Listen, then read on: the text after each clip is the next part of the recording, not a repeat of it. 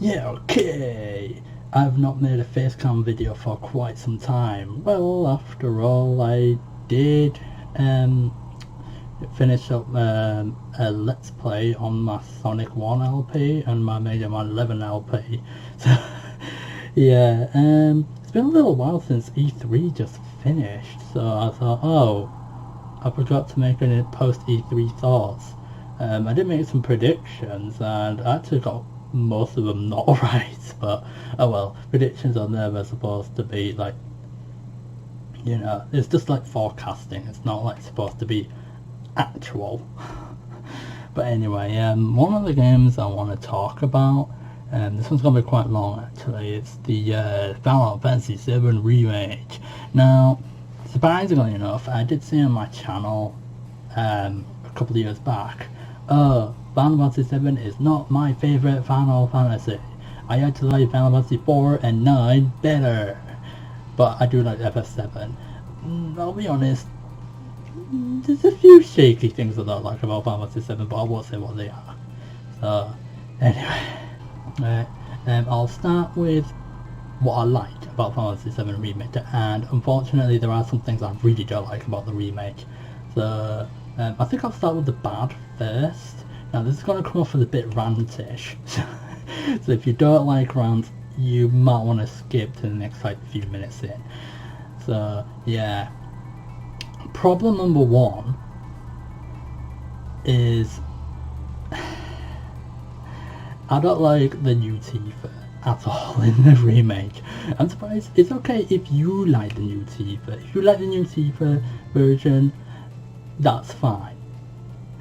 But I'm gonna say why I don't like her, the new version. If you look carefully at Tifa, she looks really unfinished.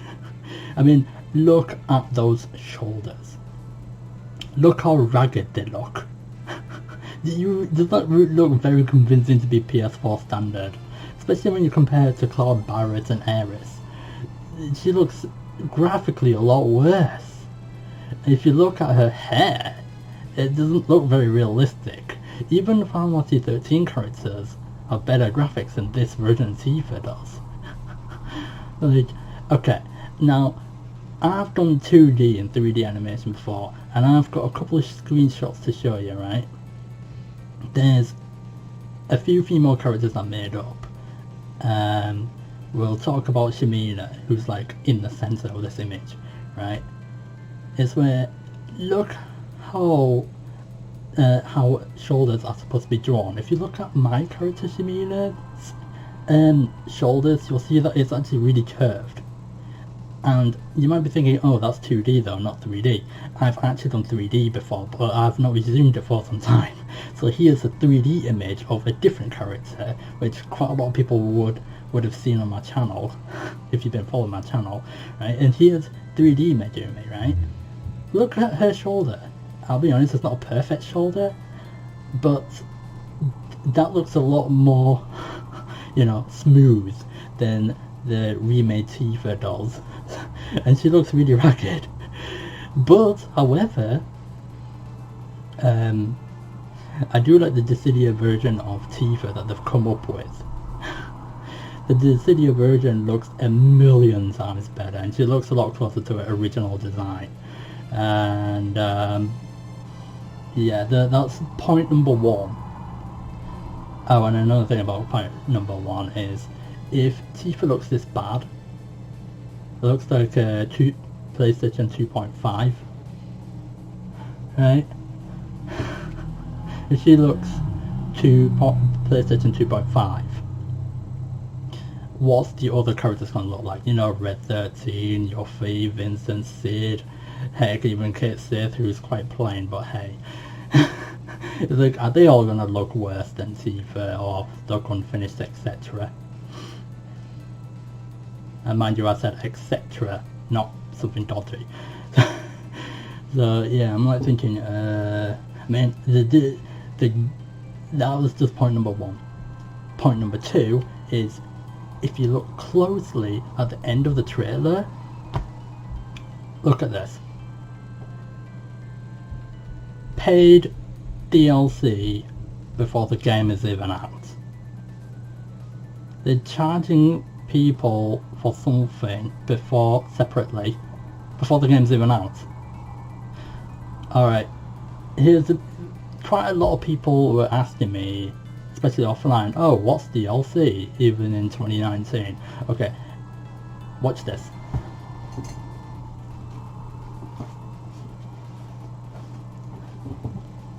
I really like this manga.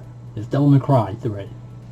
Imagine if a few of these pages right here are DLC. Imagine if I went to a shop and I said, oh, I'd like to buy this manga. And then the shopkeeper says, oh, here you go. And then I say, hey, what happened to the last few pages of this? And then I say, oh, that has to be sold separately as DLC. Do you see what the problem with DLC is? The developers are just charging people separately for something before the game's out. The only time you should make DLC, in my opinion, is if there was no space or time to put it on. So in other words, let's say you have 1 gigabyte worth of space and you fill it all up and you want to put more, like let's say the Catra DLC, right? It's like, then if you run out of space, then you can make a DLC after the game's been released, because by the time the DLC gets released, everybody would have played the game anyway. Probably. Some people just play like 12 hours on live streams and stuff like they always do. You know, it's what you call game streaming, but I've never done live streaming. I want to, but I would need to do a lot of setup for that. But anyway, you get the point about DLC.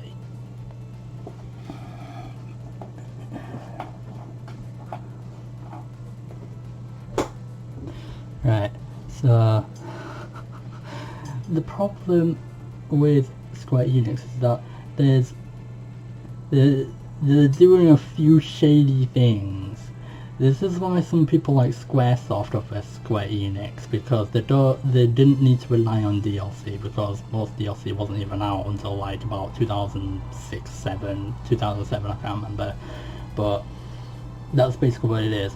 So basically, we're gonna have to jigsaw piece Final Fantasy 7 Remake together with Part 1, Part 2, Part 3, with oh look DLC, Catra DLC, oh look Knights Around DLC, oh look this is even worse than what they've done to Tifa.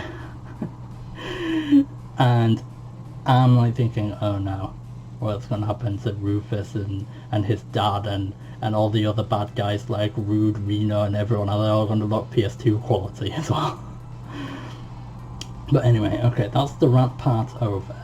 Now the good things I like about Final Fantasy 7 Remake is the Guard Scorpion fight. I actually really like it, because it used to be such a simple fight. It was just careful Barret, attack while the tail is up, and it'll counterattack with tail laser. And yes, that's a mistranslation. It's supposed to be careful Barret, don't attack him whilst his tail is up, otherwise he'll counterattack with tail laser. So yeah, that fight is the remake version of that one is so much better, and the graphics are so much better, and they elaborated on the gameplay. So you know that most people say, oh, I play games because they're fun, not because of graphics or music, etc. That's actually true. They actually made the Guard Scorpion fight in the remake look a lot more fun than it originally was, because the problem with the original Guard Scorpion fights is that it was too simplistic, and it was just basically a waiting game.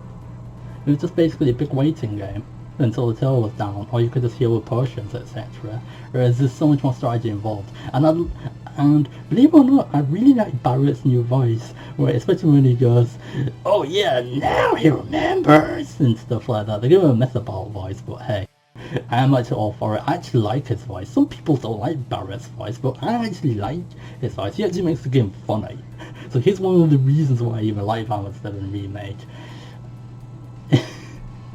The main Cloud Strife a little bit too serious. It's supposed to be a bit cocky, well he is still, but You know, he looks a bit confused as well, like, I got amnesia, which is meant to.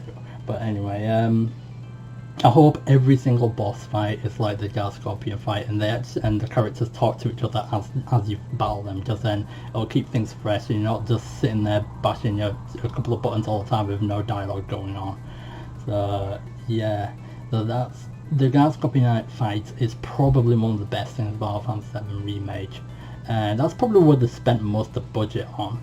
And they are adding new parts of the game. Like the motorbike scene where we have Jessie on the back of the motorbike. I actually like that as well, and she even gives you material for it. So they're actually giving some of the side characters bigger parts in this game. So I thought, oh, that's pretty good. Oh, by the way, I went to Game not long ago, and I saw that you can already pre-order Final Fantasy VII Remake. Unfortunately, I'm not going to buy it at launch. I'm waiting for the PC version anyway. So I thought, yeah, I'm just hoping they don't do any more DLC or ruin any more characters.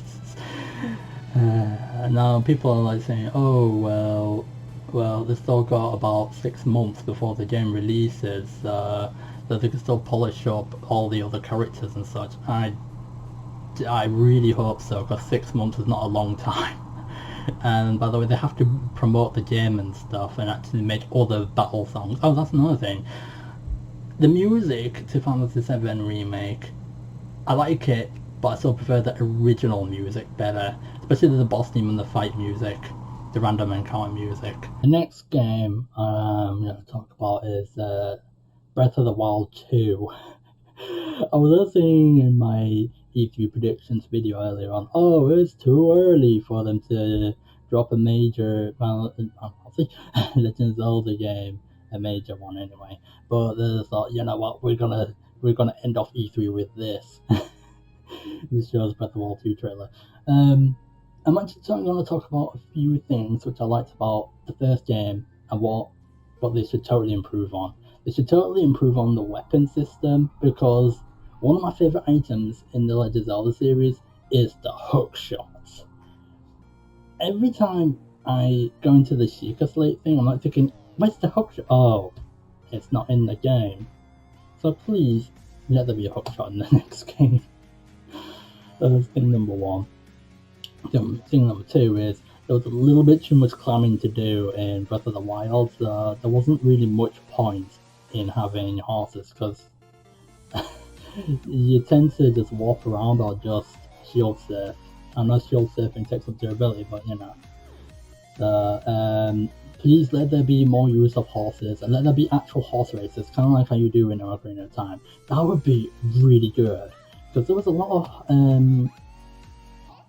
horse stables, but yeah, you couldn't do any horse riding races, which that's a bit strange. You'd think that you'd be able to do more, because another problem with horses in the first game is you cannot use a horse to climb up a mountain. That would look very strange if they did. What was another improvement? Oh yeah, more enemies, more different enemies. Yeah, I actually missed Light. So they're one of my favorite enemies, although they eat your shield up.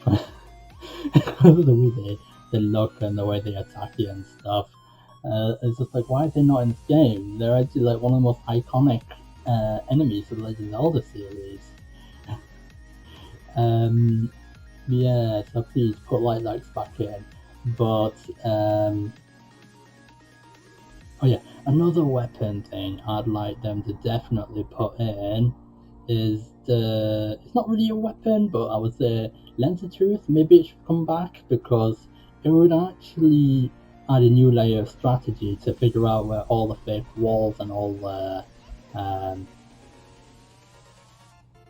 the fake floor and ceilings are, because that would add a lot more strategy, because then you have to be a lot more aware of your surroundings, because that's the thing I had to be aware of when I did the Shadow Temple of the bottom of the dry well back in Ocarina of Time. I really think they should definitely put the Lens of Truth back in Breath of the Wild 2. So that's another weapon I would like them to see. Oh, may there be fresh new weapons, because the melee weapons were like swords, two-hand swords, hammers, spears, boomerangs. I felt like there wasn't that many different weapons, you know, like variety. Or there were rods as well, but there was hardly any of them. So I'm not sure what they should put in. Maybe whips or something. I'm not sure. Maybe they should give you an actual gauntlet and actually finally let Link punch enemies. I really think they should do that. That would be really funny. Because the most hand-to-hand combat thing you get to see of Link is probably kick off in the chest or something, but that's it. I really think that they should put gauntlets in. It kind of doesn't make sense how you get the gold gauntlets or the silver gauntlets back in Ocarina of Time, but yet you can't punch enemies with them. Oh well. Anyway, there's not a lot of improvements I'd like to see in Breath of the Wild. I was going to ask for better graphics, but because I've seen the graphics of Breath of the Wild 2, it sounds like looks like they're really not going to do it. It looks like they're using the same graphics engine, which actually saves them a lot of time. That's probably how they managed to make a trailer this year for the sequel. So, another enemy I would like to see make a return in Breath of the Wild 2 are those Floor Masters. You know, those hands which fall down and grab you and then hold you and then take you back to the beginning of the stage. Because there's quite a few ROM hacks of Ocarina of Time I've seen, but I've never played them. And they are very, very troublesome, especially when they're mixed between other enemies. It's because you have to be aware of them and the other enemies. And once I saw this video of Redead screeching at Link, right, and then whilst he's frozen, the hand grabs him and pulls him up. There's like teamwork. They really need to start making enemies start working as a team rather than doing friendly fire. I actually saw someone else play Breath of the Wild one time, and it's where Bokoblin threw a TNT barrel, but it hit their own allies instead. I was like, oh, they just do friendly fire and kill their own friends off. But I reckon they should actually make them a little bit smarter. But maybe not Bokoblins per se, but maybe like other enemies, like the Floor Masters and the ROM hack. Because although they've all got one attack, well, those ones do, they're the ones that split into three. It's like, you know, they actually attack you in groups. Maybe they should bring those ones back as well. Yeah, they're called Wall Masters and Floor Masters. I can't remember which ones dropped down and which ones actually split into three. It's been a while since I've seen the names of them. But yeah, that's another enemy I'd like to see come back. Anyway, that's it. That's all I can really say. There are more games I want to talk about, but they're not as big as the two games I've already talked about. There is Chosen Man I wanted to talk about, but I've never actually played that one, so there's not a lot to say about it. I played Secret Mana 1, but that's it. Oh, and I played Children of Mana as well. But I've not played every single Mana game, so yeah.